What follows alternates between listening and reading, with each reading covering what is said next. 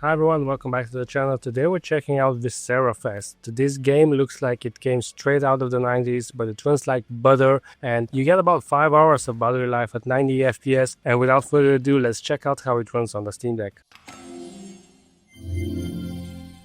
Now, what kind of game is this? Viscerafest is a single-player arena-style FPS inspired by classics like Doom, Wood, Quake and Duke Nukem, but with a bizarre sci-fi twist and a seriously over-the-top tone. You play as Caroline, a wild, bloodthirsty mercenary collecting bounties to propose to her boyfriend. Yeah, it's insane as it sounds, but the game has fast movement, tight corridors, bunny hopping, and buckets of gore, and all of that makes for a highly kinetic gameplay loop. Bunny hopping, dashing, and weapon jungling are just some of the things that are essential to your survival. It's got a full story, campaign, secrets, boss fights, and modifiers that change how the game feels and looks entirely. Before I jump into performance, if you're enjoying these kind of Steam Deck reviews, make sure to follow my Steam Curator page and join my Steam group. They're both called Steam Flow. You can find them on Steam. I've also linked them in the description below. I post all my reviews in a written form there, and it would be awesome if you checked it out. Now, in terms of performance, there aren't much things that you can change, but performance is excellent right out of the bat.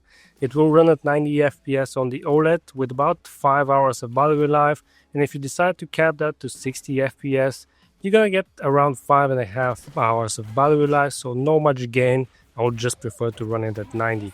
There's no thermal spikes, no stuttering, no any issues, and it feels ultra smooth. Now, there aren't many settings to tweak, but ambient occlusion, light effects, and anti-aliasing, I've put these to on, and the game still locked to 90 FPS without breaking a sweat.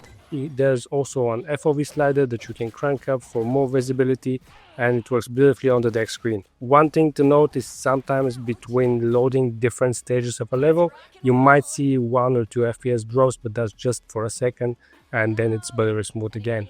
Now, the game has an interesting feature. It kind of has visual filters that you can apply over the base game that completely change the look and mood of each level. You could play the same stage with a different filter and it feels like a different game. My personal favorite is Sketchy. It gives everything a gritty, hand-drawn feel that's super unique, but you can choose among a few of them, and some of them will actually give you advantage in terms of seeing the enemies, and others will just make it look like Doom or Duke Nukem. I think it's a really cool feature.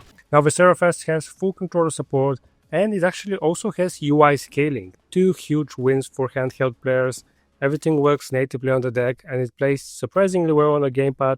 I personally would prefer to play this type of game with mouse and keyboard, but I still had a blast with the deck's controls. And you can also try to play it with gyro. I never really learned how to use gyro on the Steam Deck. I tried it for this game and it wasn't really in my favor, but that's an option as well. So final thoughts, is it worth it? Absolutely. Viscerafest is fast, bloody, weird, and just plain fun. Performance is incredible, battery life is long, and the filter system adds a layer of replayability you don't normally see in a retro shooter. I recommend just leaving it at 90 FPS with everything toggled on. Steam Deck can handle with no problem, and if you love classic FPS games with a modern attitude, you definitely need to check this one out. That's gonna be it for this video. If you found it helpful, don't forget to leave a like, subscribe for more Steam Deck content, and I'll see you guys in the next video.